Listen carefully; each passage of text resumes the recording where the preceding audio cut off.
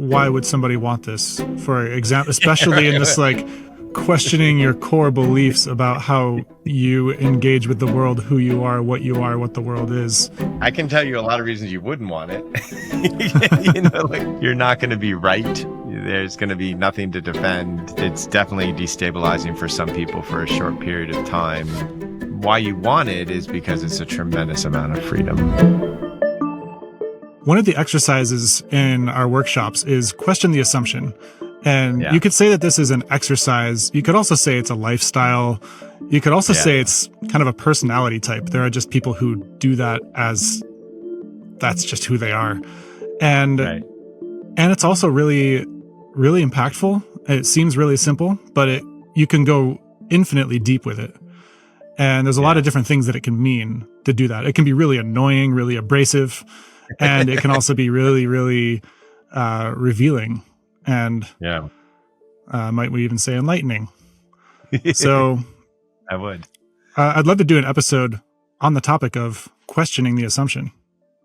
That sounds fantastic because it's in many of our courses that different exercises around it. It's a really important piece. Yeah, that sounds good. Yeah, great. Well, let's start with what is it? What do we mean by questioning the assumption?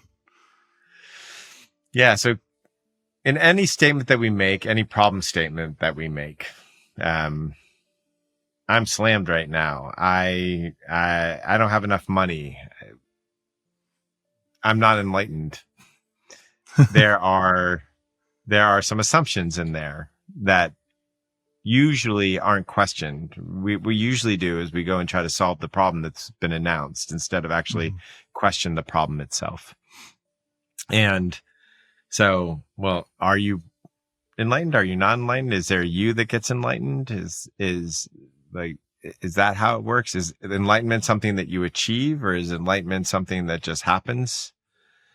How would you know if you were enlightened? There's all sorts of assumptions to the question or the problem of I'm not enlightened, or I'm slammed, or anything like that. And so question the assumption is a way to see through our problems. And in the seeing through of the problems, sometimes they fall apart and sometimes they're just easier to solve. And so that's what it is at its most basic. Its most basic form. At its more complex forms are, if you're working on, the head, heart, and gut, and you're working on the head in particular, being able to see through your thoughts is a really important piece, to not have them so solid, and to be able to see that all thoughts have some truth and all thoughts don't have truth. And so on a secondary level, it is the inquiry that is one of the practices that will help somebody get to a place of awakening or more freedom or less self-abuse. And so that's also what it is. There's lots of forms of inquiry out there there's Vikar, which is like the what am I that the Hindus did. There's Byron Katie, the 4 questions. There's, the Socratic method. There's all sorts of inquiry forms, and question the assumption is a way to congeal a lot of those different forms of inquiry. Yeah. I can't help but notice that you went straight to the ephemeral, the enlightenment, the esoteric here. And I'm also curious for people to get grounded a little bit in, this is something that comes up in business all the time. We're like, oh, wait, are we asking the right question? What's the actual problem statement here? Yes. There's a million books written on out of the box thinking, which is sort of a similar, like a nephew to questioning the assumption. Yes. And the reason, and how you manage people, instead of saying, here's how to do it, it's here's how to do it, and what am I missing? There's so many places where it applies, in so many places. But if you're doing it the way that we're talking about doing it, for pretty soon, you're going to get to a place where you're like, what the fuck do I believe if everything can be questioned? And that can be disconcerting. Yeah. So, but I agree with you. It's practical in all those ways, but it isn't. The reason I say it is there is a distinction between the way it's used in business, which is really, really useful, and problem solving, which is really, really useful, and when it's used for self-inquiry. Yeah. Yeah. Yeah. And so what makes it so important for self-inquiry in particular? Yeah.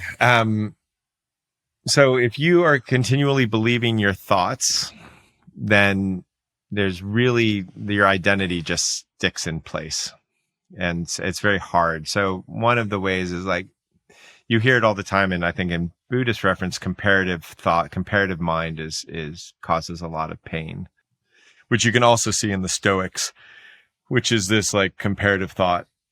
Comparative thought is just a set of thoughts that you can question the assumption on. Right and wrong thoughts that can create a lot of pain at times, shoulds, can all be seen through with questioning your assumption. So to be able to see through that also, and its core is seen through your identity a little bit at each time, because most of us identify with the thoughts that we're thinking. Yeah. Yeah. So it's a way of exploring the like identity, the projections, the thoughts, the worldview. Yes. And when you question it, you can then try on different worldviews and find the one that works the best. You're always going to be in something. There's generally going to be some assumption somewhere. You trade off one assumption for a different assumption, but the idea here is what I'm hearing is that you try different ones, and they also become more transparent when you are actively switching them, and you can see them, and you can see that, like, you can see the lens you're looking through, and so that creates a way in which they dissolve. They just become less real, less personal. Yeah. Yeah. And so why would somebody want this, for example, especially in this, like, questioning your core beliefs about how you engage with the world, who you are, what the world is? What would make that helpful and not just destabilizing? I can tell you a lot of reasons you wouldn't want it. Like, you're not going to be right. There's going to be nothing to defend. There's, it's definitely destabilizing for some people for a short period of time. Also, like I think we've spoken about this once, but I remember working with somebody where we saw through a lot of this, and they had a hard time, like, going to the grocery store and deciding what to buy, like, it can, because they're, what's happening here? Like, I don't even know that, like, even that is questioning. And so those are all the things that can be uncomfortable about it. Most of them very fleeting. Why you want it is because it's a tremendous amount of freedom there, to not have to defend your thoughts, to not have to defend yourself, to be able to see through the things that cause you pain, to be able to shift your worldview and see the truth in different perspectives, makes it so that your relationships are usually a lot better. So there's just a lot of benefits, but mostly it's just the freedom. If you're not constrained by, this is what is true, this is what is right, this is what is wrong. Not to say that there's, in a weird way, right and wrong becomes even more, like it's more commanding, is the way I would say it, but the idea of right and wrong goes away, which is a very strange thing. So those are all the reasons you'd want it. There's just a tremendous amount of freedom in it, and really good for problem solving.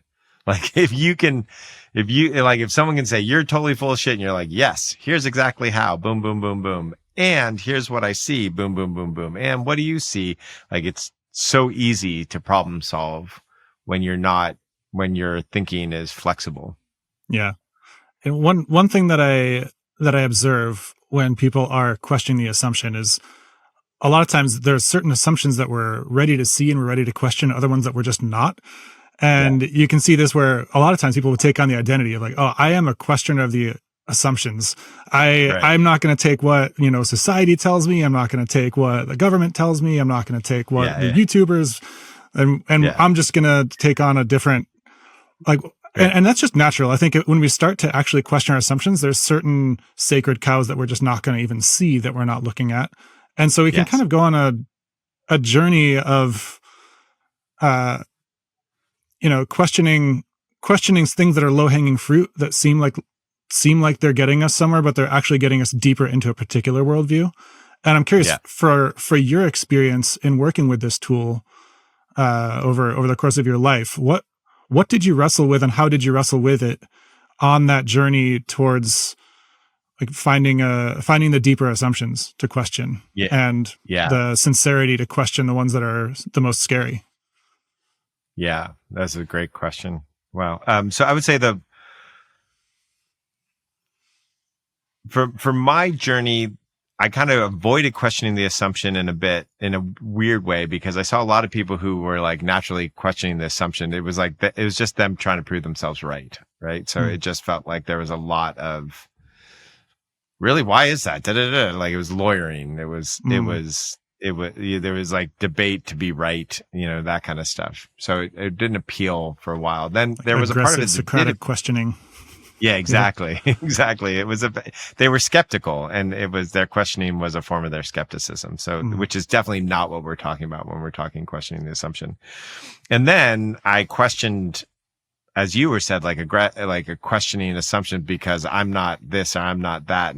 But that was really just me rebelling against the authority figure that was my dad. And you see that a lot with like even people who say they're contrarian investors.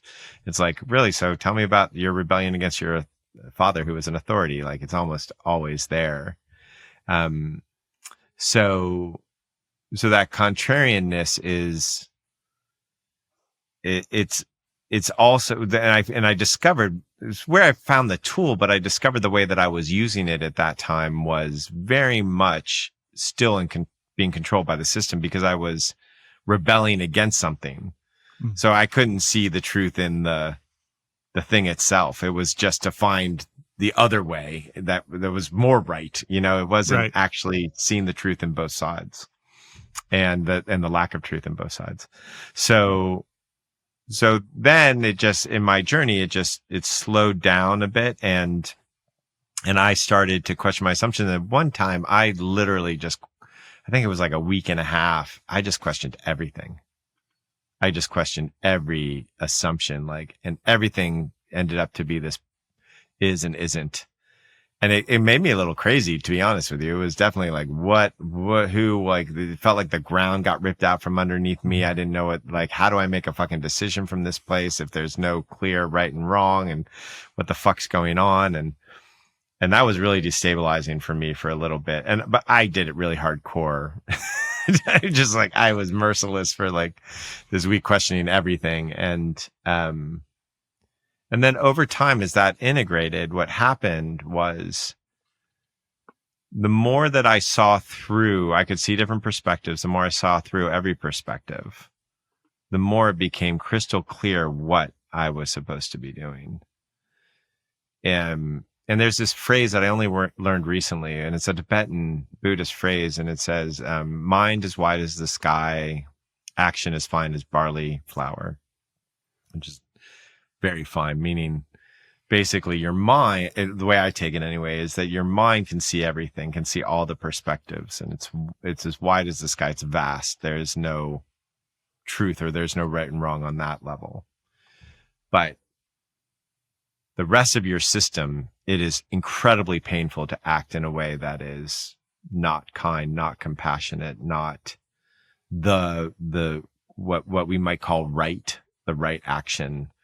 So it's not a morality of a thought process. It's not a morality, you're bad, you're good. It's like, oh, for me to judge you means I have to close my heart. To close my heart hurts. I'm not closing my heart. I'm not judging you.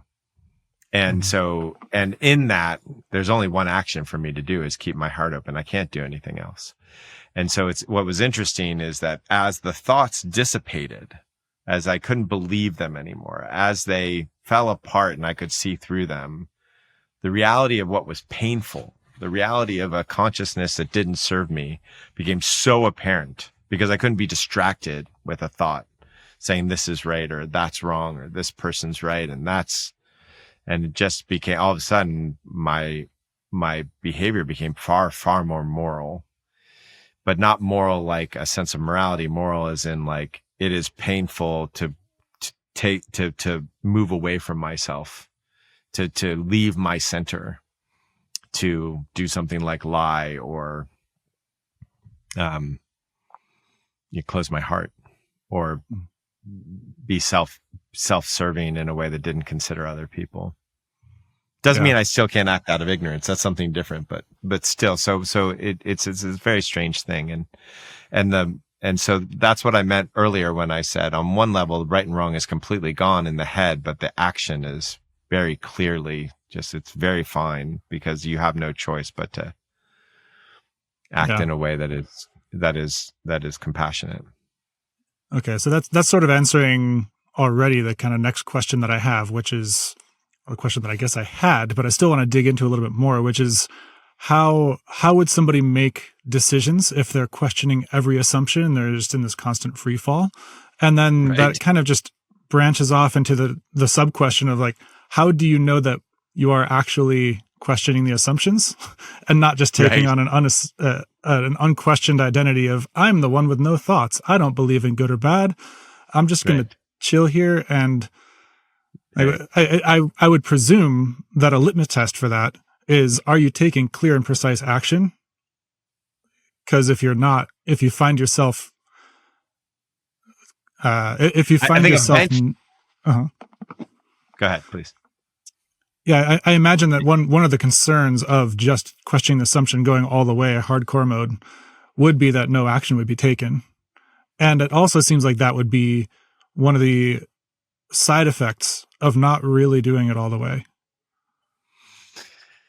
Yeah, it's a great question. I don't know if it's a step process, like if there's just this necessary time of like, I have no idea. I know that a lot of the people that we teach will have moments that I have no idea how to act anymore. It doesn't usually last more than a couple weeks. And even though they don't know how to act, they are acting. So there's still shit happening. Their brain can't make sense of it because the brain didn't make the decision. So it's a very interesting piece. So I think there is a step where it seems like that's required, or at least natural for most people. So I can say that what's a great question is, how do you know if you're doing it? I would say the way that you know that you're doing it while you're doing it is that it gets uncomfortable. Like the assumptions that are the most important to question are the ones that you hold most dear, and to question them is uncomfortable. So there's moments of discomfort. There's moments of embracing intensity that come with this practice. If you're not doing that, then it's not actually. And the other thing that happens is, if the other way to know that it's actually happening is if someone like attacks your ideas and you get defensive, is like, that's an idea you haven't seen through. So that defensiveness is another really good litmus test of like, because you need to be right. You're valuing correctness. Yeah. I would imagine also aggressiveness in you, like to the extent that you are aggressive, even if you're questioning an assumption, but doing it with force. Right. Yeah. Then there's probably something you're defending. There's probably an assumption in your world. Yeah. It might be necessary to do that for a bit, but yes, generally like it's more and more joyful and heart opening, even if it's scary, even if it's, oh fuck, what if this is true? Oh fuck, what is this? Oh shit, this could make my whole world fall apart. I think there's another litmus test in there too, which is really, it's such a great question you asked. That there's going to be a couple of moments where you're like, I don't know if I'm going to be able to relate to anybody anymore. You're going to have those moments. I don't know anybody who's really deeply questioned their assumptions and not thought to themselves, oh, I might not be able to I might be going too far out there and I might lose people I love. Yeah. I think that's an experience that a lot of people have just in life as they grow up in a different world than their parents grew up in, and they go out there and live a different life. There's a way that kind of fear just comes up. I think for anybody, unless you are like the most strictly adhering to the ideology that you grew up in and somehow live in a piece of the world that stayed the same enough that actually that works somewhat for somehow you didn't come into contact with something that breaks that. So I think that's kind of a universal human experience of like, I've had these experiences, whatever they are in my life. And now how do I relate? Will I be able to relate to home, to where I came from my origins, from my friends, my family? Yeah. my political and party. That will come up. And that will come up because you're questioning all that stuff. So yeah. I don't think you're right. I think it's like all squares are rhombuses, but all rhombuses aren't squares, meaning that like, if that's happening, it doesn't mean you're questioning the assumption. But if you're questioning the assumption, that is happening. Yeah. From time to time. So I think those are the good litmus tests for it. That feels right. To add a piece right there, it sounds like life experience leads us to question assumptions, but we can do it more explicitly if we choose to. We can make it a practice. Yeah. Yeah, that's right. That's beautifully said. Yeah. I mean, I really, to see through all of my thoughts, and when I was doing it originally, it was to see through the painful thoughts, the shoulds and the self-abuse and stuff like that. And that's something else. That's like something else that happens, is it like you get to see through those thoughts as well. But eventually I was like looking to see through everything. Yeah. Yeah. If you see through the comforting thoughts. Yeah. I've found personally that when I see through the comforting assumptions, I see that they actually weren't that comforting at all. There was some fear of losing it. There was some that they were actually held in place. They were holding some other emotion at bay. So I had the assumption that I'm safe on some level. Like, kids have this assumption at some point where they're like, oh, we all live forever, of course, because it would hurt to imagine mommy and daddy dying. And then eventually life experience brings us into contact with mortality. And we're like, oh boy, there's a whole layer of assumptions, a whole depth of assumptions to explore there. And to whatever extent we do uncover those really uncomfortable emotions that are also very freeing. Very freeing. Exactly. Because there's some freedom in saying, oh, I'm never going to die, but there's more freedom in absolutely, I'm going to die in that. And I can't believe any thought around that causes constriction. Oh yeah, that's going to happen. Like, all these memories are going to be poof, whatever it is I'm doing in the world will fade away or transform without my control. Yeah. And none of it will be remembered eventually. There's so much freedom and relief in that, and I remember when those thoughts were scary. Yeah. So we talked a little bit earlier about how there'd be no right and wrong here. And one thing I know from working with people directly is that people often have a tendency to really, really, really be attached to their notion that there is a right or wrong, or that there's a morality. This seems almost religious to even talk about. Yeah. I mean, it literally is religious if we're talking about it in the context of religion, but without that context, even there's, so how, without just kind of casually dropping that bomb earlier in the episode and not going deeper into it, what else can we say here about how right and wrong play into the question of the assumption concept? Yeah, I think I wish, I don't know if this is for sure. I'd have to research it. So maybe we can research and put in the show notes, but there is some thought process of like, the more empathetic somebody becomes, the less their sense of right and wrong, like, locks into place. I think that the right and wrong thing is very religious because like somebody is partially because their identity is attached to it, right? Like, so no, it's really wrong what that person did to me because they need to be identified as that, or it's really right and wrong because my religion, I'm very identified in the religion. So that's why I think it becomes really important. And I'm not, it's interesting. I'm not particularly saying that there's no wrong or evil in the world, so to speak, meaning that there's actions that pull us away from ourselves. In other words, pull us away from God, that we would call, potentially sin, but we could just call it like pain and suffering because it pulls us away. And the more that happens, I'd say the more you could categorize that as wrong. However, when you start judging wrong or right, when it's a thought process in which you're judging wrong and right, and this is wrong and that is right, that A, there's not a tremendous amount of freedom in it. B, it's binary thinking, so it shows that it's fear. C, you're not actually understanding all sides of the argument. So you're maintaining ignorance on purpose at that point, if you can see through it.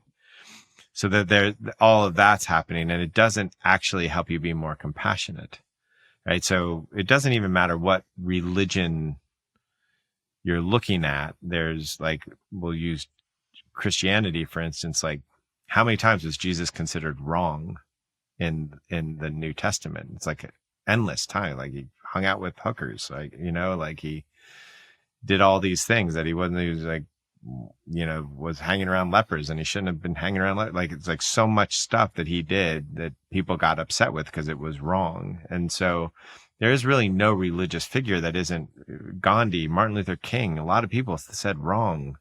That's not right. That's wrong. Right. So it's seen through like the idea of it so that you can get to the truth of it, I would say, is the best way to describe it. You're seeing through the idea of right and wrong so you can get in contact with the truth, which is leaving love, leaving yourself on some level creates a tremendous amount of pain for yourself and others in the world.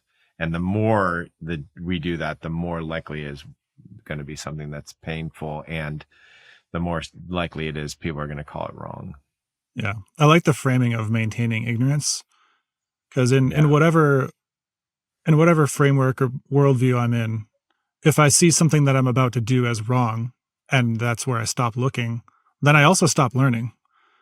If I see something and I can see all the way through my judgment of it as wrong, but I can actually see what might happen if I do it and how it would feel and the consequences of it and the nuance there, then it's not wrong. It's just this consequence and the way that it feels. And I don't want to do that. And I understand more deeply and I learn more quickly what I want and what I don't want. Yeah. And how I want to be. And the other thing is, and the other thing is the healing process, meaning, like, let's say something horrific happened to you. You got raped. In your healing process, there's some way that you're going to have to give up on the fact that the person who raped you was wrong. Like, when I see people heal from deep trauma, deep pain, they go through a process of not holding the other, like we call it forgiveness. Like, you have to forgive to get to your freedom. That's like one way to say it. But basically what you have to do is you have to stop making them this monster. You have to open your heart to them. And it's really hard to open your heart to something that your mind at least says is wrong. You can say, yeah, it was totally not okay for that to happen to me. It's totally not okay for that person to do it for me, but you can't see them as wrong and still heal. Yeah. And so healing, the sense of right and wrong prevents a lot of healing in this world. Yeah. Yeah. I could say that a lot of healing happens from seeing in the deepest perspective what was actually happening. And to move into just sort of like the childhood trauma type thing, where once we see like, oh yeah, my parents were scared, and that's like their fear came out in a certain way and it felt like attack to me, and I took it to mean I was wrong, or that the world was dangerous or whatever. Yeah. Then seeing through it and just seeing the entire situation for what it was, both relieves us of any self-judgment we have, or relieves us of judgment of the other, and also gives us a deeper perspective to avoid those outcomes again, because we can see them coming from a mile away. Or if we see something coming and we can't even avoid it, like we're actively being mugged on a street in Panama, then we can at least be in that moment, seeing it clearly without making ourselves or others wrong, and take the action that we need to take. Yeah.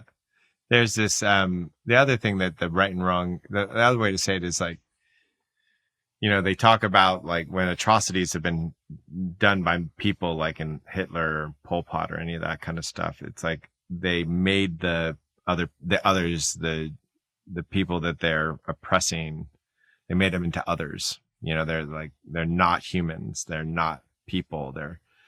The beginning of that is they're wrong. The first step of that is they're wrong. Right. you have to think that they're wrong to hate them. I mean, you can see this in our political divide in our country right now. Right. Everyone, it's the first step of dehumanization. Right. It doesn't mean that, just to be really clear, that doesn't mean what is happening is totally not okay. And I'm even to the point of I'm going to fight to stop that. Great. Not saying not to do that. I'm just saying you can do it with an open heart, and you can do it without making the other an animal or taking steps to make them less than you. Yeah. And to kind of double click there on the open heart, which is a deeply embodied experience, like fighting with an open heart without making the person you're fighting wrong. Yeah. There's something that does in our beliefs and our concepts and our strategies, but there's also something that really does in the body. And I want to get a little bit more into what the question the assumption practice does with our connection to our bodies, with our embodiment. Yeah. So like I was saying before, why mind as wide as the sky, barley, the action is fine as barley powder. What's happening is that you're aware of the pain. Your body becomes a big part of the morality, so to speak, of right and wrong. Like the action that you have to take, because there's no other choice, because everything else is painful. It's painful because you're aware of your body. Also, the more you see through your thoughts, the more you're in your body by nature. You just can't, you can't trust those things. So you can't live in your head. You got to also, they're trustworthy in certain ways. There's some ways that they're fucking fantastic and you love them. And it's not like they get thrown out. They just get seen through as, I guess the way I would say it is like, they're not the operating system. They're the Windows layer. You know what I mean? And so you just oh, that's not the computer. That's just Windows. So it's the same thing. And that just lands you in your body naturally. Yeah. Yeah. We've talked about this before, but you can see a thought as a form of management. If you really pay attention, every thought you have comes from the management of an emotional or physical state. Most, yeah, definitely. Yeah, definitely. Most, I would say 80, I'll at least say most. Least. Yeah. So what does this then? How does this affect the voice in the head in general? We've talked about this a little bit so far here, but I just want to kind of zone in on that piece for a moment, since we zoned totally in on just the heart. Takes the power right out of it. Just takes the power right out of the negative reoccurring voice in the head. The reason I said most is because there's these epiphany thoughts that happen. There's the spontaneous first time thoughts that sometimes are management, but sometimes are just whoa, check that out. Or, oh, wow, look at that. Or epiphanies. I would not put them in the category of always being in control, of trying to control or manage. But all the reoccurring ones I would say for sure are, and that's what starts dying when you see through your thoughts. Huh. Those reoccurring managing ones, you're just nonsense. I don't know. I'm checking in with that myself. And anytime I've had an epiphany, it's been a completely non-conceptual physical experience the moment before it became described. Correct. So it's almost even a way that the thought that I would call the epiphany is actually the result of the epiphany. Fair. And my tendency to want to make sense of it and then communicate it or do something with it. But it happens very, very quickly. On that level, absolutely. Yeah, I see what you're saying. Yeah, cool. Yeah. So lastly, just since we talked about the body and the voice in the head, I just want to talk about identity. What can somebody who is really deepening into this practice of questioning the assumption expect? Yeah, we touched on it a bit. And it's just that a lot of us identify ourselves with our thoughts, and when you start seeing through all your thoughts, you also see through the sense of self. In fact, one can say that the sense of self is a thought. The most basic thought is there's an I. I am this. I think this. That's just a thought. Really? There's an I? Prove it. It's an incredibly hard, if you really look into it, it's an incredibly hard thing to prove. And And it's like, so a perfect example of this would be, I thought that there was some thoughts that weren't managing, right? And, well, who had that thought exactly? Like, did I say, I'm going to have this thought and then I had the thought, or did the thought just appear and I noticed it? So is it me who had the thought, or was like, I was receiving the thought? What was noticing it? Exactly. Was awareness the thing? And then I claimed awareness as me, so you can, and that, in that, if you really go into that question, if you really go into the question, what am I? Which is the core thought, to just that when you see through that, the identity shifts. When you see the truth of the question, what am I? Which doesn't particularly have an answer. You just have to sit in the question. Then all of a sudden, I would say the question dissolves in a way. The identity totally flips at that point. And the identity stops being personal and becomes universal. That is, of course, assuming you want your identity to shift and that you have any idea what's going to happen when it does. And that's what you want. Or yeah. Or I would also question the assumption that you would have a choice to make that a question if that question didn't like already like turn you on and flip a switch in you. And I remember when that question came to me, when I was introduced to that question, I asked that question like 10, 15 times a day for fucking 7 years or something. I asked that question. And like, it took no discipline. It wasn't like working out. It wasn't like, drinking enough water. Okay, I got to drink enough water. That thing just happened. Mm-hmm. And so was it me who even had the question in the first place? It wasn't even the discipline. There was, and that was part of the scene of it. When that question dissolved, I was like, oh, it wasn't even me asking the question. It felt more like the question was asking me. The question was like, I am fascinated with Joe. So to speak. Anyway. Awesome. Yeah. Well, that felt what a pleasure. Feels like a good stopping point. Thank you, Joe. Yeah. Thank you, man. All right. Yeah. Talk to you later. Yeah. And thank you, everybody else. Please, if you enjoyed this episode, share it around, like us, rate us. We love seeing reviews. We've been getting some good ones lately, and they make my heart sing every time. So nice. Almost every time. And if you leave us a 1-star review, I might have a sadness about it. And that's okay. We have a YouTube channel now too, Brett. Yes, we do. It's happening. Yeah. Yeah. If you're listening to this on your phone or something, on your podcast player, you can watch us now on YouTube. You can watch us, and there's all sorts of teaching videos and rapid fire coachings happening there. So check it out. All right. Okay. Thanks. Ciao. Bye.